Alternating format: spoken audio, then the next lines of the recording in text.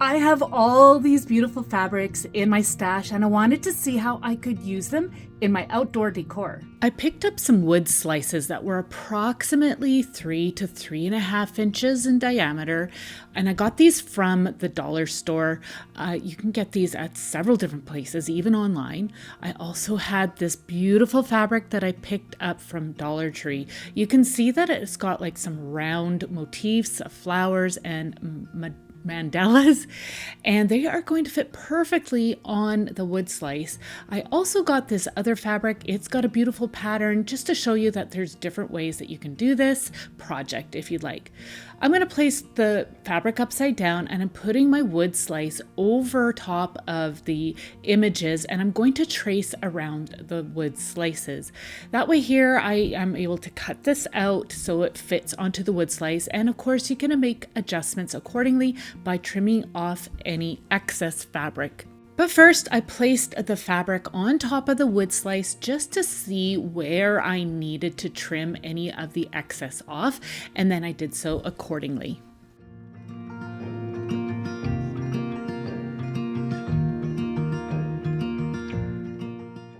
So as I was working, I came up with a little trick. I placed my wood slice over the image, and then I just moved my wood slice around until the image was centered onto my wood slice.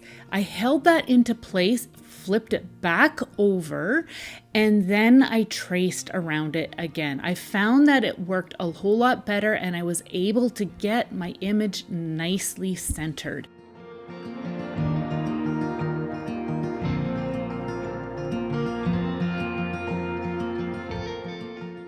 So I'm making a total of 4 wood slices. I'm going to be using this outdoor Mod Podge with some water to adhere the fabric to the wood slices. Now you can get this off of Amazon or in any craft store. I am going approximately 2 parts glue to 1 part water. You just want to make this to be a little bit more liquidy because then it will really absorb into the fabric. So I'm going to go ahead and just place them onto the wood slice, and then I'm going to put my fabric into place. I'm going to just press that down. If you happen to not trim off your fabric right, you can still trim some off at this point before it sets. So I'm going to go ahead and add some of that decoupage over top, and then I'm going to allow it to dry well. You want to make sure it's well saturated, and you want to make sure that the edges are nicely sealed up as well. So these are all dry now. I'm going to go over top of these again. This time I'm using the decoupage glue straight out of the container. I'm not watering it down. I want to make sure that this has got a good protective layer on it. Now it does say that this is not weather resistant. It is a water-based product, so you will not want to keep these outside out in the elements. If you do, you can use this matte UV resistant spray from Krylon and it will protect your items. They turn out beautiful. I can't wait. I'm going to be gifting these to a loved one.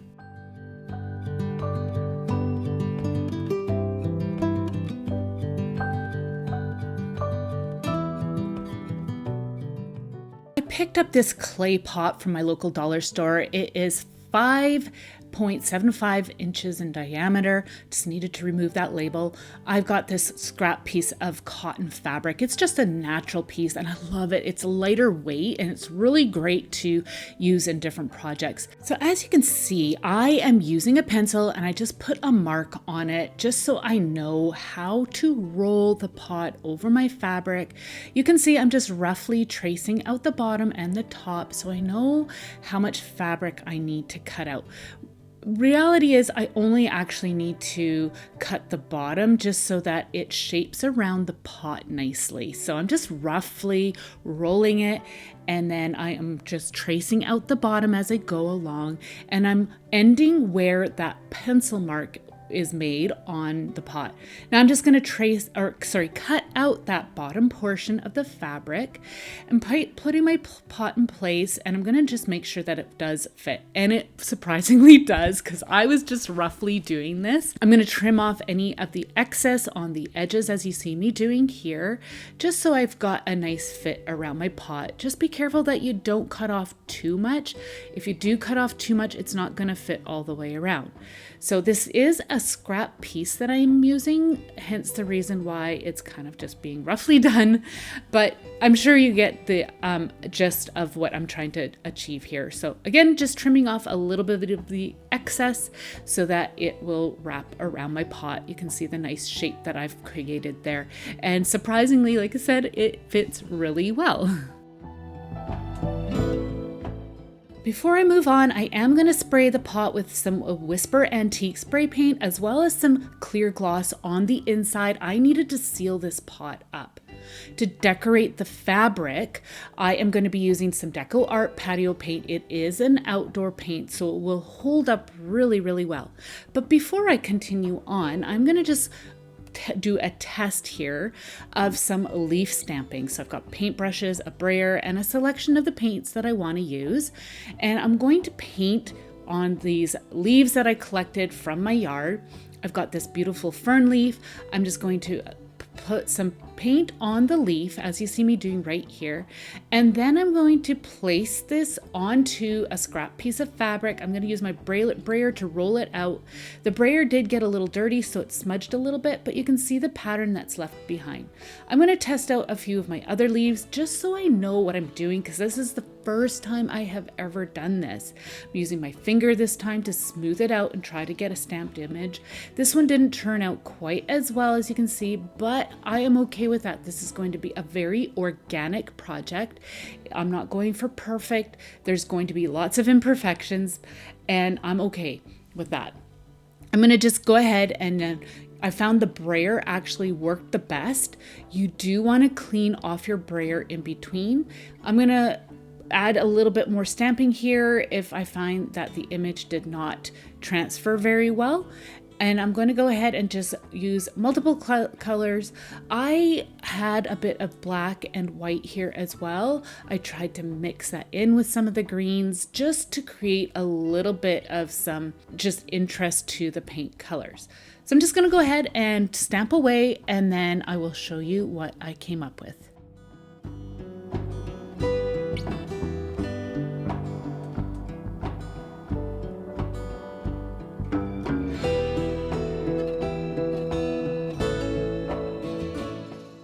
So I've got my fabric all covered, but I felt like there was still a few spots that could use a little bit more stamping. So I just added a little bit of the fern image just here and there. And I felt like it looked a little bit more complete because there was a few spots all along the edge that were blank. My pot is all nice and dry. Now it's nice and waterproof.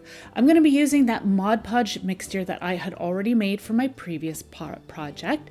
And I'm going to start to apply this in sections. So I'm just going to lay my fabric out, and then I'm going to put some of the decoupage glue mixture onto the pot, just like you see me doing here. I'm using a large brush, and it does actually surprisingly take quite a bit of the decoupage glue. So like I said, I'm just going to work in sections. I'm making sure I'm pressing it underneath the lip of the pot as well. Flipping it over, and I'm going to continue to add the glue. I am just going to be doing the undercoat to start, and then once I've got it all in place, then I will go over top of the entire piece with my mixture.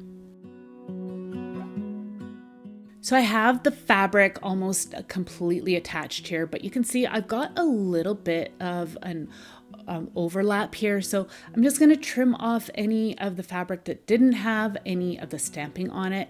And then I'm going to go ahead and flip the other part of the fabric over, trim off anything that I felt was just too much. And then I'm going to finish off by applying more of the decoupage glue and pressing the fabric to seal off that edge. I did go over that edge with quite a bit of the decoupage because I really wanted to make sure that was going to stay sealed down.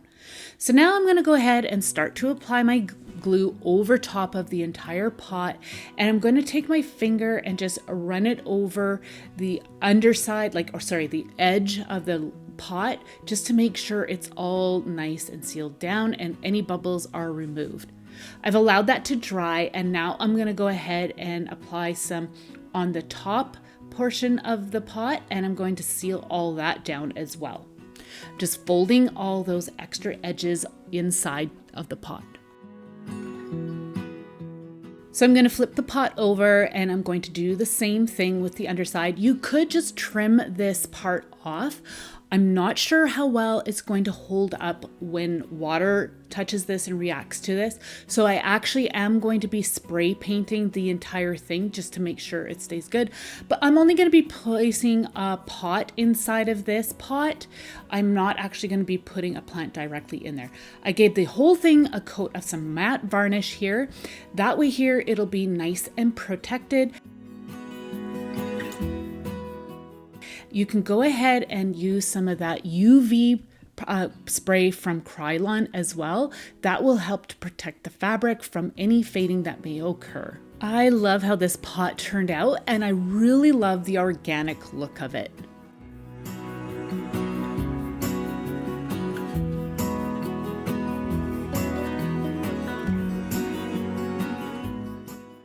I needed to make some new pillows for our sun deck furniture. It's seen better days, but I'm not ready to replace it.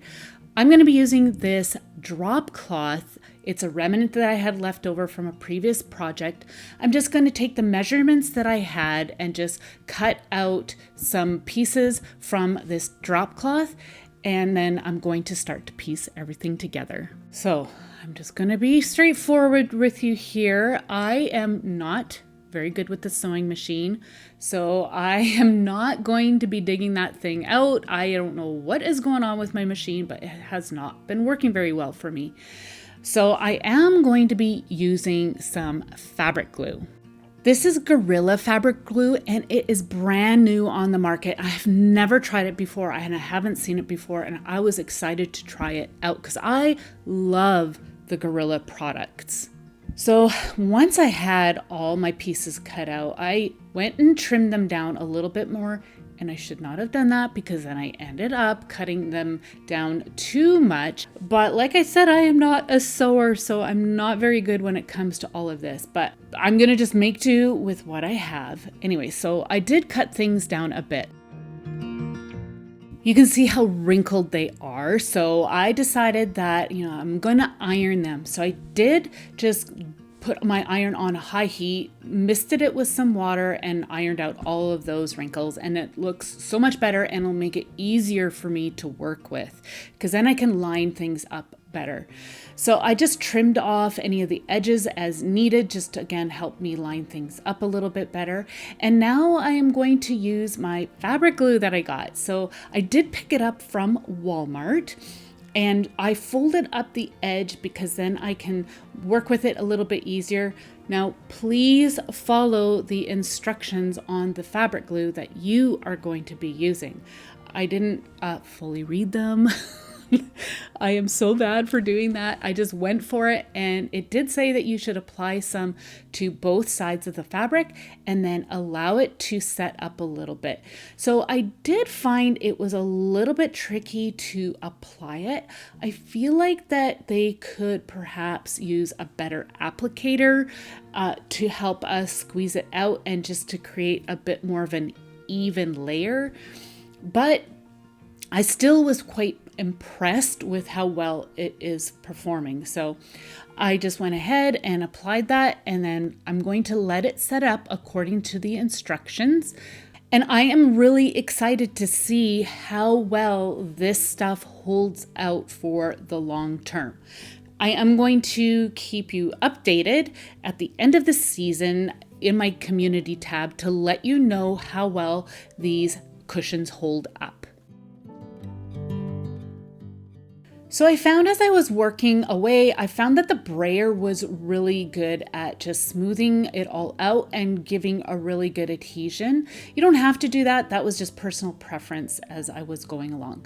So I needed to finish off this one edge, but I needed to leave enough of a hole available so once the glue has set, I can flip my cushion inside out. So keep that in mind when you are creating yours, just to make leave enough of a hole that you can access your hand in there and flip the cushion inside out.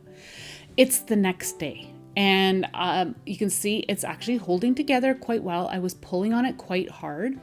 I'm trimming off the corners just so I can get a nice pointy edge on each one when I flip it around.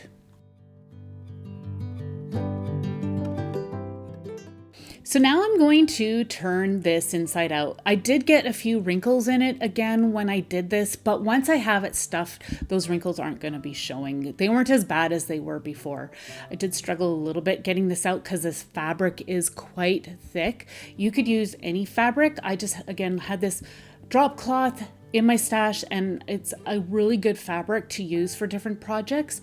So I thought I would just utilize that instead of letting it go to waste. So I'm just going to poke out those corners as best as I can. I did end up taking my scissors and just kind of poking them out just a little bit more, and that worked quite well.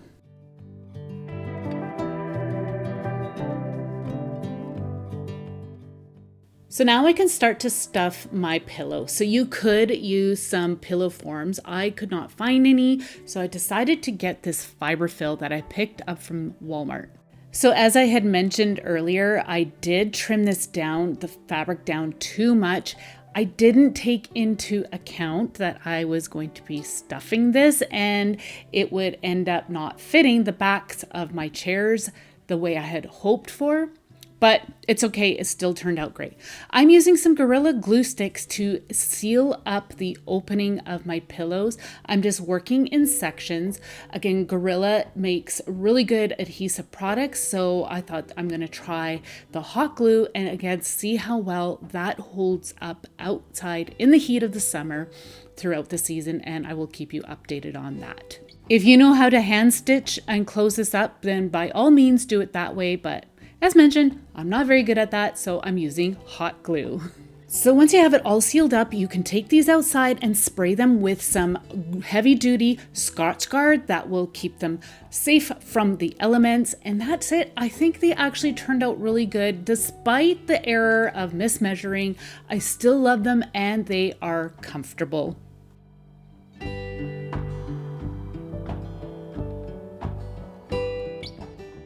If you're looking for some more outdoor DIYs, check this video out right here. Let me know your favorite project or what you would make for your outdoor decor using fabric. Thank you so much for joining me. See you in the next one. Take care. Bye.